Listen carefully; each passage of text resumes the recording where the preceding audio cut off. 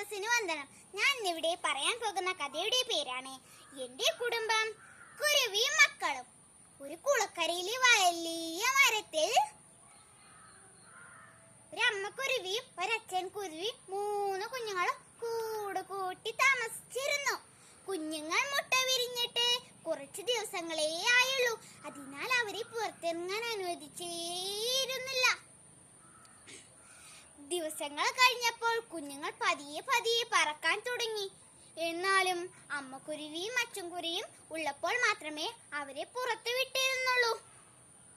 അമ്മയും അച്ഛനും തീറ്റിത്തടി പോകുന്നതിന് മുമ്പായി കുഞ്ഞുങ്ങളോട് പുറത്തു പോകരുത് എന്ന് പറഞ്ഞിരുന്നു.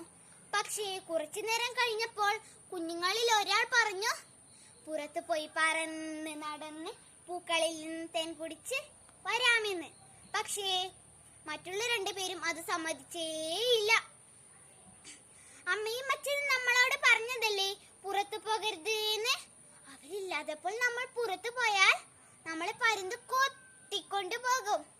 ഇത് കേൾക്കാതെ ആ വികൃതിയായ കുരുവിക്കുഞ്ഞ് പുറത്തു പോയി പറന്ന് നടന്ന് പൂക്കളിൽ നിന്ന് തേൻ കുടിച്ച് ഉത്സഹിച്ചു.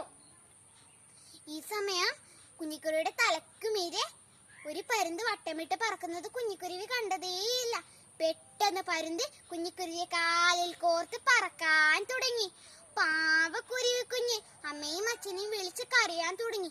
ഈ സമയം അടുത്ത വീട്ടിലെ കാക്കമ്മ അത് കേട്ട് പുറത്തു വന്ന് പരുന്തിന്റെ പിറകെ പറന്ന് അതിനെ കൊത്താൻ തുടങ്ങി.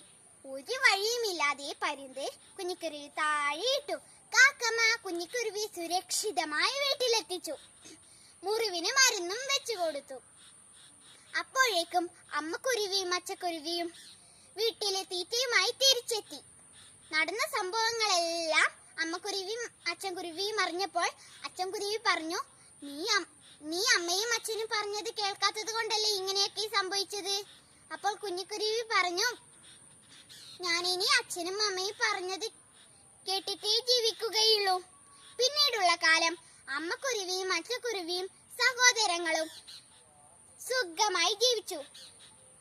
എന്റെ കുരുവിയും മക്കളും കഥ ഇവിടെ പൂർണ്ണമാകുന്നു. നന്ദി.